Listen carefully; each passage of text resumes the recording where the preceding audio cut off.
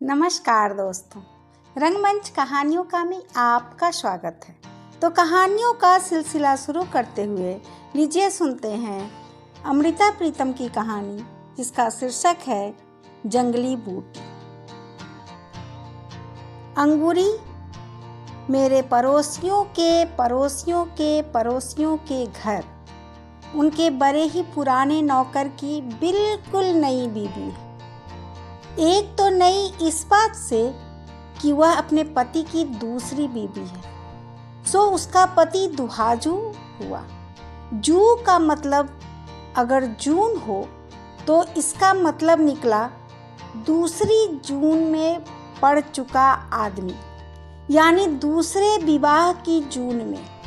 और अंगूरी क्योंकि अभी विवाह की पहली जून में ही है, यानी पहली विवाह की जून में, इसलिए नई हुई। और दूसरे वह इस बात से भी नई है कि उसका गौना आए अभी जितने महीने हुए हैं वे सारे महीने मिलकर भी 1 साल नहीं बनेंगे। 5-6 साल हुए। प्रभाती जब अपने मालिकों से छुट्टी लेकर अपनी पहली पत्नी की क्रिया करने के लिए गांव गया था, तो कहते हैं कि क्रिया वाले दिन इस अंगूरी के बाप ने उसका अंगोछा निचोड़ दिया था। किसी भी मर्द का यह अंगोछा भले ही पत्नी की मौत पर आंसुओं से नहीं भीगा होता, चौथे दिन या क्रिया के दिन नहाकर बदन पोंछने के बाद वह अंगोछा पानी से ही भीगा होता है। इस पर साधारण सी गांव की रस्म से किसी और लड़की का बाप उठकर जब यह अंगोछा निचोड़ देता है तो जैसे कह रहा होता है, उस मरने वाले की जगह मैं तुम्हें अपनी बेटी देता हूँ और अब तुम्हें रोने की जरूरत नहीं।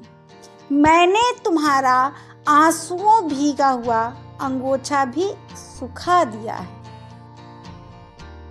इस तरह प्रभाती का इस अंगूरी के साथ दूसरा विवाह हो गया था। पर एक तो अंगूरी अभी आयु की बहुत छोटी थी और दूसरे अंगूरी की माँ गठिया के रोग से जुड़ी हुई थी, इसलिए भी गौने की बात 5 सालों पर जा पड़ी थी। फिर एक एक कर 5 साल भी निकल गए थे और इस साल जब प्रभाती अपने मालिकों से छुट्टी लेकर अपने गांव गौना लेने गया था, तो अपने मालिकों को पहले ही कह दिया गया था कि या तो वह बहू को भी साथ लाएगा और शहर में अपने साथ रखेगा, या फिर वह भी गांव से नहीं लौटेगा। मालिक पहले तो दलील करने लगे थे कि एक प्रभाती की जगह अपने रसोई से वे 2 जनों की रोटी नहीं देना चाहते थे। पर जब प्रभाती ने यह बात कही कि वह कोठरी के पीछे वाली कच्ची जगह को पोतकर अपना चूल्हा बनाएगी, अपना पकाएगी, अपना खाएगी, तो उसके मालिक यह बात मान गए थे। सो अंगूरी शहर आ गई थी। चाहे अंगूरी ने शहर आकर कुछ दिन मोहल्ले के मर्दों से तो क्या, औरतों से भी घूंघट न उठाया था, पर धीरे धीरे उसका घूंघट झीना हो गया था। वह पैरों में चांदी की झांझरें पहनकर छनक छनक करती मोहल्ले की रौनक बन गई थी। एक झांझर उसके पाँव में पहनी होती, एक उसकी हंसी में। चाहे वह दिन के अधिकतर हिस्सा अपनी कोठरी में ही रहती थी, पर जब भी बाहर निकलती एक रौनक उसके पाँव के साथ साथ चलती थी। यह क्या पहना है अंगूरी? यह तो मेरे पैरों की छैल चूड़ी है, और यह अंगुलियों में यह तो बिछुआ है, और यह बाहों में यह तो पछेला है, और माथे पर आली बंद कहते हैं इसे। आज तुमने कमर में कुछ नहीं पहना? तगड़ी बहुत भारी लगती है, कल को पहनूंगी। आज तो मैंने तौक भी नहीं पहना, उसका टाँका टूट गया है। कल शहर में जाऊंगी, टाँका भी गढ़ाऊंगी और नाक किल भी लाऊंगी। मेरी नाक को नक्शा भी था इतना बड़ा, मेरी सास ने दिया नहीं। इस तरह अंगूरी अपने चांदी के गहने एक नखरे से पहनती थी, एक नखरे से दिखाती थी। पीछे जब मौसम फिरा था, अंगूरी का अपनी छोटी कोठरी में दम घुटने लगा था। वह बहुत बार मेरे घर के सामने आ बैठती थी। मेरे घर के आगे नीम के बड़े बड़े पेड़ हैं और इन पेड़ों के पास जरा ऊंची जगह पर एक पुराना कुआं है। चाहे मोहल्ले का कोई भी आदमी इस कुएं से पानी नहीं भरता, पर इसके पार एक सरकारी सड़क बन रही है और उस सड़क के मजदूर कई बार इस कुएं को चला लेते हैं, जिससे कुएं के गिर्द अक्सर पानी गिरा होता है और यह जगह बड़ी ठंडी रहती है। क्या पढ़ती हो बीबी जी? एक दिन अंगूरी जब आई, मैं नीम के पेड़ों के नीचे बैठकर एक किताब पढ़ रही थी। तुम पढ़ोगी? मेरे को पढ़ना नहीं आता। सीख लो ना। क्यों? औरतों को पाप लगता है पढ़ने से। औरतों को पाप लगता है, मर्द को नहीं लगता? ना, मर्द को नहीं लगता। यह तुम्हें किसने कहा है? मैं जानती हूँ। फिर तो मैं पढ़ती हूँ, मुझे पाप लगेगा? शहर की औरत को पाप नहीं लगता, गांव की औरत को पाप लगता है। मैं भी हंस पड़ी और अंगूरी भी। अंगूरी ने जो कुछ सीखा सुना हुआ था उसमें कोई शंका नहीं थी, इसलिए मैंने उससे कुछ न कहा। वह अगर हंसती खेलती अपनी जिंदगी के दायरे में सुखी रह सकती थी तो उसके लिए यह ठीक था। वैसे मैं अंगूरी के मुंह की ओर ध्यान लगाकर देखती रही। गहरे सांवले रंग में उसके बदन का मांस गूथा हुआ था। कहते हैं औरत आटे की लोई होती है, पर कईयों के बदन का मांस उस ढीले आटे की तरह होता है जिसकी रोटी कभी भी गोल नहीं बनती, और कईयों के बदन का मांस बिल्कुल खमीरे आटे जैसा, जिसे बेलने से फैलाया नहीं जा सकता। सिर्फ किसी किसी के बदन का मांस इतना सख्त गूथा होता है कि रोटी तो क्या, चाहे पूड़ियाँ बेल लो। मैं अंगूरी के मुंह की ओर देखती रही, अंगूरी की छाती की ओर, अंगूरी की पिंडलियों की ओर। वह इतने सख्त मैदे की तरह गुथी हुई थी कि जिससे मठरियाँ तली जा सकती थी, और मैंने इस अंगूरी का प्रभाती भी देखा हुआ था। ठिगने कद का, ढलके हुए मुंह का, कसोरे जैसा, और फिर अंगूरी के रूप की ओर देखकर उसके खाविंद के बारे में एक अजीब तुलना सूझी कि प्रभाती असल में आटे की इस घनी गुथी लोई को पकाकर खाने का हकदार नहीं, वह इस लोई को ढक कर रखने वाला कठवत है।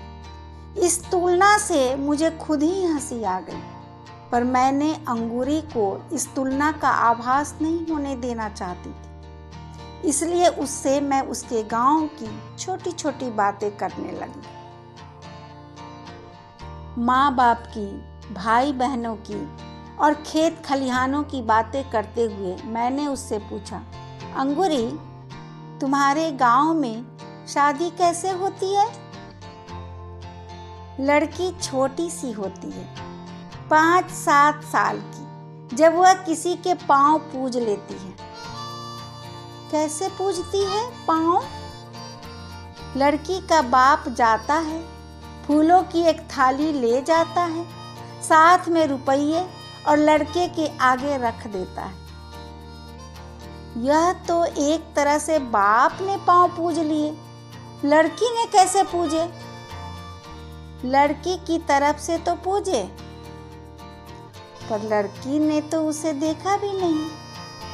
लड़कियां नहीं देखती, लड़कियां अपने होने वाला खाविंद को नहीं देखती ना, कोई भी लड़की नहीं देखती ना। पहले तो अंगूरी ने ना कर दी, पर फिर कुछ सोच कर कहने लगी, जो लड़कियां प्रेम करती है वे देखती हैं। तुम्हारे गांव में लड़कियां प्रेम करती है? कोई कोई। जो प्रेम करती है उनको पाप नहीं लगता। मुझे असल में अंगूरी की वह बात स्मरण हुई थी कि औरत को पढ़ने से पाप लगता है, इसलिए मैंने सोचा कि उस हिसाब से प्रेम करने से भी पाप लगता होगा। पाप लगता है, बड़ा पाप लगता है, अंगूरी ने जल्दी से कहा। अगर पाप लगता है तो फिर ये क्यों प्रेम करती है? ये तो बात यह होती है कि कोई आदमी जब किसी की छोकरी को कुछ खिला देता है तो वह उससे प्रेम करने लग जाती है। कोई क्या खिला देता है उसको? एक जंगली बूटी होती है, बस वही पान में डालकर या मिठाई में डालकर खिला देती है। छोकरी उससे प्रेम करने लग जाती है, फिर उसे वही अच्छा लगता है, दुनिया का और कुछ भी अच्छा नहीं लगता। सच? मैं जानती हूँ, मैंने अपनी आंखों से देखा है। किसे देखा था? मेरी एक सखी थी, इतनी बड़ी थी मेरे से। फिर क्या? वह तो पागल हो गई उसके पीछे, शहर चली गई उसके साथ। यह तुम्हें कैसे मालूम है कि तेरी सखी को उसने बूटी खिलाई थी? बर्फी में डालकर खिलाई थी, और नहीं तो क्या। वह ऐसे ही अपने माँ बाप को छोड़कर चली जाती। वह उसको बहुत चीजें ला कर देता था। शहर से धोती लाता था, चूड़ियाँ भी लाता था, शीशे की और मोतियों की माला भी। ये तो चीजें हुई ना, पर यह तुम्हें कैसे मालूम हुआ कि उसने जंगली बूटी खिलाई थी? नहीं खिलाई थी तो फिर वह उसको प्रेम क्यों करने लग गई?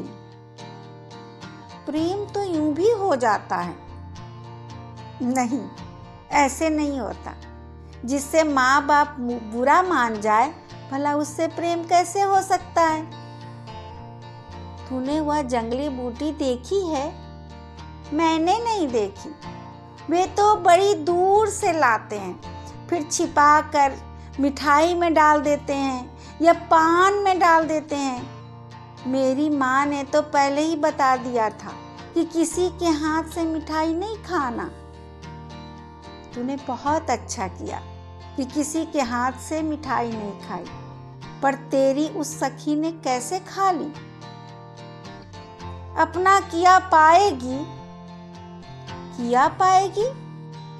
कहने को तो अंगूरी ने कह दिया, पर फिर शायद उसे सहेली का स्नेह याद आ गया या तरस आ गया। उसे दुखी मन से कहने लगी। बाबरी हो गई थी बेचारी, बालों में कंघी भी नहीं लगाती थी, रात को उठ उठ कर गाती थी। क्या गाती थी? पता नहीं क्या गाती थी। जो कोई जड़ी बूटी खा लेता है बहुत गाती है, रोती भी बहुत है।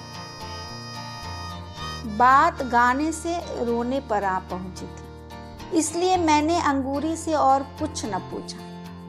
और अब थोड़े ही दिनों की बात है, एक दिन अंगूरी नीम के पेड़ के नीचे चुपचाप मेरे पास आ खड़ी हुई। पहले जब अंगूरी आया करती थी तो छन छन करती 20 गज दूर से ही उसके आने की आवाज़ सुनाई दे जाती थी। पर आज उसके पैरों की झांझरें पता नहीं कहाँ खोई हुई थी। मैंने किताब से सिर उठाया और पूछा, क्या बात है अंगूरी? अंगूरी पहले कितनी ही देर मेरी ओर देखती रही, फिर धीरे से बोली, मुझे पढ़ना सिखा दो बीबी जी, और चुपचाप फिर मेरी आंखों में देखने लगी। लगता है इसने भी जंगली बूटी खा ली। क्यों? अब तुम्हें पाप नहीं लगेगा अंगूरी? यह दोपहर की बात थी। शाम को जब मैं बाहर आई तो वही नीम के पेड़ के नीचे बैठी थी और उसके होठों पर गीत था, पर बिल्कुल सिसकी जैसा।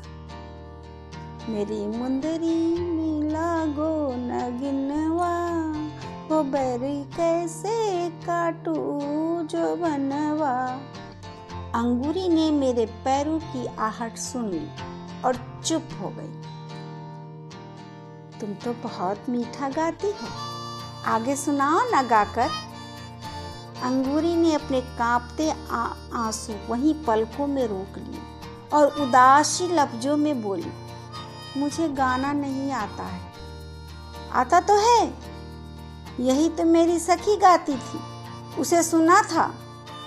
अच्छा, मुझे भी सुनाओ पूरा। ऐसी ही गिनती है बरस की, 4 महीने ठंडी होती है, 4 महीने गर्मी और 4 महीने बरखा। और उसने 12 महीने का हिसाब ऐसे गिना दिया जैसे वह अपनी उंगलियों पर कुछ गिन रही है। अंगूरी, और वह एक टक मेरे चेहरे की तरफ देखने लगी। मन में आया कि पूछूं कि कहीं तुमने जंगली बूटी तो नहीं खा ली है, पर पूछा कि तुमने रोटी खाई? अभी नहीं। सवेरे बनाई थी। चाय पी तूने? चाय? आज तो दूध ही नहीं लिया। क्यों नहीं लिया दूध? दूध तो वह राम तारा, वह हमारे मोहल्ले का चौकीदार था। पहले वह हमसे चाय लेकर पीता था, पर जब से अंगूरी आई थी वह सवेरे कहीं से दूध ले आता था। अंगूरी के चूल्हे पर गरम करके चाय बनाता और अंगूरी, प्रभाती और राम तारा तीनों मिलकर चाय पीते। और तभी याद आया कि राम तारा तो 3 दिन से अपने गांव गया हुआ है। मुझे दुखी हुई, हंसी आई और कहा, क्या तूने 3 दिन से चाय नहीं पी है? ना।